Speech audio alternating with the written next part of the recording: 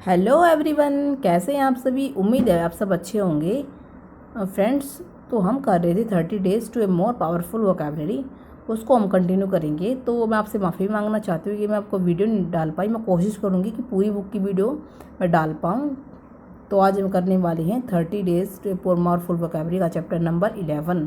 तो उसका पार्ट 1 हम कर चुके हैं और आज हम करेंगे पार्ट 2। तो बने रहिए मेरे साथ इस मेरे चैनल पर में। तो और मेरे चैनल से जुड़े रहने के लिए मेरे चैनल को कर दीजिए सब्सक्राइब और मेरी वीडियो को कर दीजिए लाइक। अगर आपको मेरी वीडियोज़ पसंद आती है, अच्छी लगती है, तो शेयर कर दीजिए अपने दोस्तों के साथ।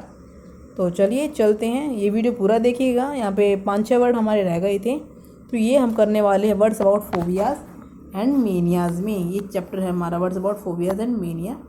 पेन कलर मैं ले लेती हूँ रेड। यस, पार्ट 2 आज हम कर रहे हैं।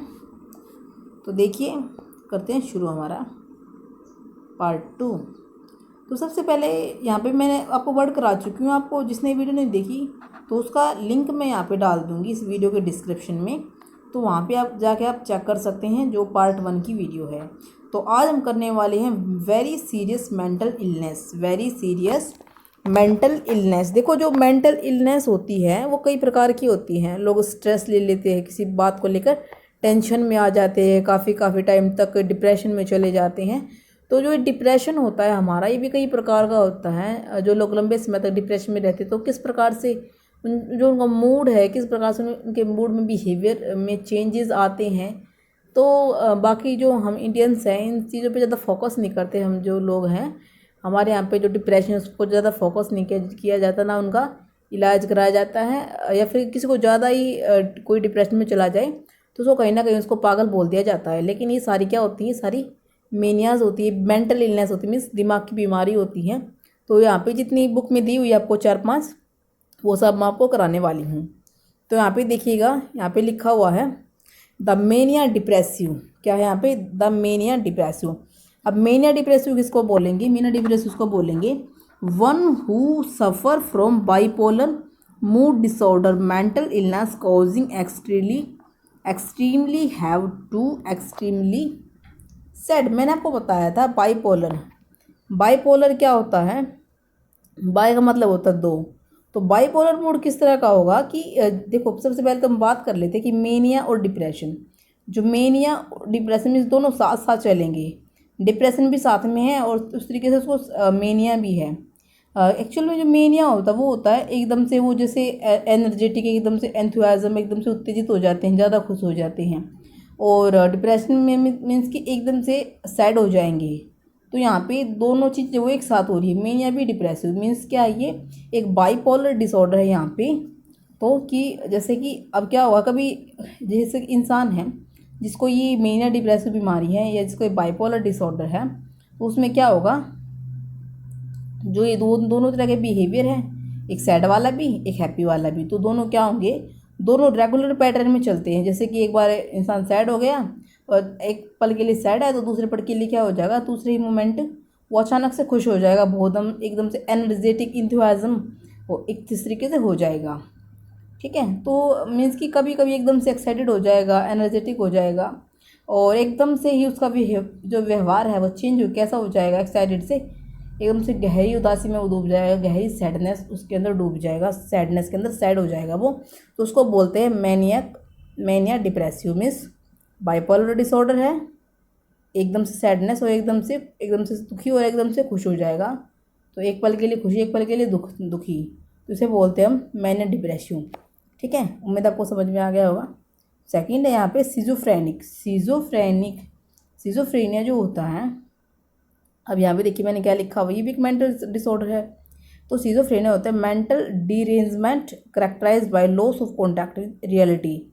मीन्स जो लोग हैं जिसको ये सिजोफ्रेनिया होता है, वे लोग हकीकत से बहुत दूर चले जाते हैं, रियलिटी से बहुत दूर चले जाते हैं। स्प्लिट पर्सनालिटी, वो भूल जाते हैं पर्सनालिटी वगैरह को। मीन्स देखो, अब मैं बताती हूँ, थोड़ा सा एक्सप्लेन करती हूँ।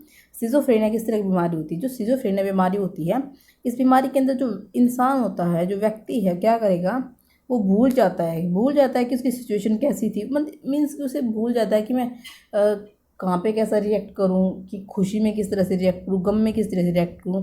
मीन्स उसकी जो सोचने की शक्ति है, बोलने की शक्ति है, चलने की लैंग्वेज है, मीन्स वो सब कुछ भूल जाता है, उसको कुछ नहीं पता क्या हो रहा है क्या नहीं चल रहा, और चले जा रहा है चले जा रहा है। तो इसे बोलते हैं सिजोफ्रेनिया।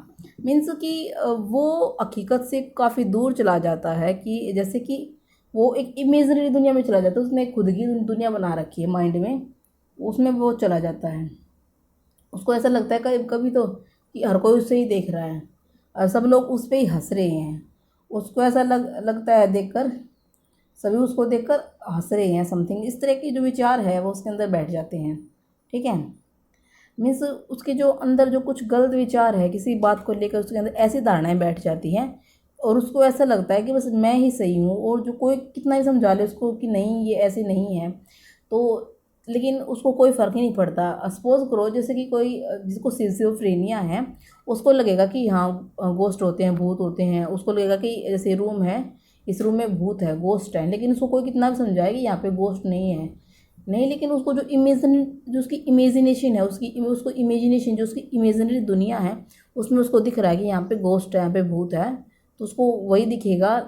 कोई उसको कितना भी समझाए, कोई भी समझाए, रिलेटिव फ्रेंड दोस्त, कि यहाँ पे ऐसा कुछ नहीं है, लेकिन उसको लगेगा है, उसको कोई फ़र्क नहीं पड़ रहा, वो अपनी बात पे अडिग है। तो इस तरह का जो बिहेवियर होता है वो होता है सिजोफ्रेनिक जो लोगों का। बाकी देखो मैंने आपको समझा दिया है, अगर आपको थोड़ा सा और डिटेल चाहिए हो तो आप थोड़ा सा नेट से सर्च कर लेना कि जो सिजोफ्रेनिया होता है उससे क्या सिम्टम्स होते हैं, कैसे क्या उनको फील होता है, तो समथिंग आप सर्च करते रहना इस पर। ठीक है, उसके बाद मैं कराती हूँ नेक्स्ट वर्ड है यहाँ पे मेलनकोलिया। तो मेलनकोलिया भी क्या एक जो है एक डिसऑर्डर है, एक इलनेस जो डिप्रेशन का डिसऑर्डर है। मीन्स कि इसमें इंसान क्या होता है एकदम से उदास हो जाता है, विषाद जो उदासी विषाद दुख उसको हो जाता है, एक तरीके से सैड वो रहता है। देखो मतलब तो सारों का एक सा है, लेकिन में थोड़ा थोड़ा डिफरेंस है, वो आप समझो कि इसमें क्या डिफरेंस है। एक्सट्रीमली डिप्रेशन में जाएगा, क्योंकि सारी किसकी टाइप है, डिप्रेशन की टाइप है। ठीक है, एक्सट्रीमली डिप्रेशन और a person who suffer from major depression feeling suicidal attempt. तो उसको कैसा फील होता है, सुसाइडल अटैम्प्ट करने से फील होता है, इतना दुखी है कि वो सोचे कि मैं सुसाइडल अटैम्प्ट कर लूँ। ठीक है, मीन्स कि एक डिप्रेशन का टाइप है, इसमें जो किसी इंसान को क्या है, वो गहरे दुख का एहसास होता है और जो लंबे समय तक रहता है। तो किस में चला जाता है, वो चला जाता है डिप्रेशन में, यहाँ पे चला जाता है। उसके बाद देखिए यहाँ पे है एक नेक्स्ट वर्ड पैरानोइक क्या होता है, paranoiac a person who suffer from extreme irrational destruction wants to kill me. देखो अब जो इंसान है पैरानोइक जिसको होता है, उसको ना हमेशा ये डाउट होता है, संदेह होता है कि जो सामने वाला वो मुझे मारना चाहता है, ये मुझे मारना चाहता है, हर कोई मुझे मारना चाहता है, ये मुझे मार देगा, वो मुझे मार देगा।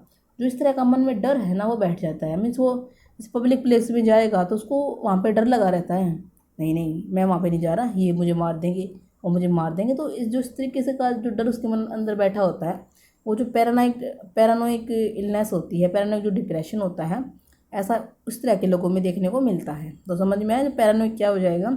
आदमी मीन्स डाउटफुल रहता है, वो किसी के सामने खुलकर नहीं जा सकता, उसको हमेशा डाउट रहता है कि कहीं पब्लिक प्लेस में जाने से डरता है, ये मुझे मार देंगे, ये मुझे मार देंगे, ये मुझे मार देगा। तो ये डाउट उसके मन में हमेशा से रहता है। ठीक है, तो उसके बाद देखते हैं नेक्स्ट वर्ड। डिप्रेशन कराई है, कितनी कराई, 4 या 5 हुई है, राइट। ये मैंने आपको कराए हैं 4 या 5, यस मैंने आपको 4 जो डिप्रेशन है, मेना डिप्रेशन, ये मैंने आपको यहाँ पे कराए हैं। तो यहाँ पे देखिए इडपस करके यहाँ पे है, यस ये कॉम्प्लेक्स है। मीन्स कि ये जो इडपस है ये यूज़ होता है मेल के लिए यूज़ होता है, मीन्स मेल के लिए यूज़ होता है जो इडपस है। और जो ये हमारी यहाँ पे इलेक्ट्रा लिखा हुआ है, जो इलेक्ट्रा है, ये जो इलेक्ट्रा कॉम्प्लेक्स है ये फीमेल के लिए यूज़ होता है। जो इडपस है वो किसके लिए यूज़ होता है, इडपस होता है यूज़ होता है हमारा किसके लिए होगा, मेल के लिए। ये जो इडपस है ये हमारा हो जाएगा मेल के लिए, ठीक है, और ये हमारा हो जाएगा फीमेल के लिए।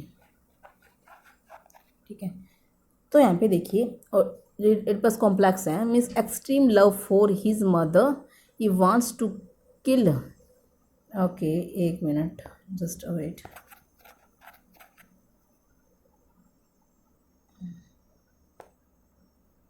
देखिए अब यहाँ पे क्या दिया हुआ है, ये मिल लिखा हुआ है, वेट,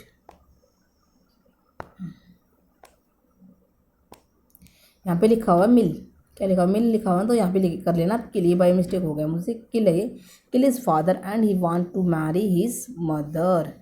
देखो जो ये और जो इडिपस कॉम्प्लेक्स होता है ये इस तरह का डिसऑर्डर होता है कि मीन्स जिसमें जो लड़का है वो अपनी माँ से इतना प्यार करता है, इतना प्यार करता है कि वो उसके लिए अपने फादर को भी मार सकता है और क्या करेगा, अपनी माँ से शादी कर लेगा। ये इडिपस इस तरह का डिसऑर्डर है जिसमें जो लड़का होता है मीन्स जो उसका बेटा है, किसका माँ का बेटा, वो क्या करेगा, वो अपनी माँ से इतना प्यार करता है कि अपनी माँ के प्यार में अपने फादर को मार देगा, अपनी माँ से शादी कर लेगा। तो सेम इसका अपोजिट इलेक्ट्रा है। इलेक्ट्रा कॉम्प्लेक्स कैसा होगा, जिसको means extreme love for her father, कि जो लड़की है वो अपने फादर से इतना प्यार करती है इस तरह के डिसऑर्डर में, वो अपनी माँ को मार सकती है। देखो यहाँ पे मिस्टेक है, किल आएगा, ये kill her mother and he wants to marry her, अपने मदर को मार देगी और पापा से शादी कर लेगी, अपने पापा से शादी कर लेगी। तो इस तरह का डिसऑर्डर क्या हो जाएगा, इलेक्ट्रा। और इडिपस किस तरह का है, जिसमें अपने जो लड़का है क्या करेगा, अपने फादर को मार कर अपनी माँ से शादी कर लेगा। इस तरह का जो ये डिसऑर्डर है यहाँ पे। तो ये 6 जो वर्ड थे यहाँ पे रह गए थे हमारे फोबियाज एंड मीनियाज में। तो अब हम करेंगे इसके बाद नेक्स्ट चैप्टर। तो आज के लिए इतना ही। Thanks for watching. आपको ये वीडियो कैसी लगी, आपको ये वर्ड अच्छे से समझ में आए, नहीं समझ में आए, अगर नहीं समझ आए हैं तो बाकी आप थोड़ा सा नेट से सर्च कर सकते हैं। ठीक है, मैंने कुछ आपकी मदद कर दी है, कुछ यहाँ से आपको समझ आ जाएगा। अगर थोड़ी सी और ज़्यादा डिटेल्स चाहिए तो आप नेट से सर्च कर लीजिएगा। ठीक है, तो thanks for watching, thank you so much. अब अगर आपको मेरी वीडियोज़ अच्छी लगती है तो मेरे चैनल को कर लीजिएगा सब्सक्राइब, लाइक और शेयर, और बने रहिए मेरे साथ मेरे चैनल पे। Thank you so much, thanks for watching.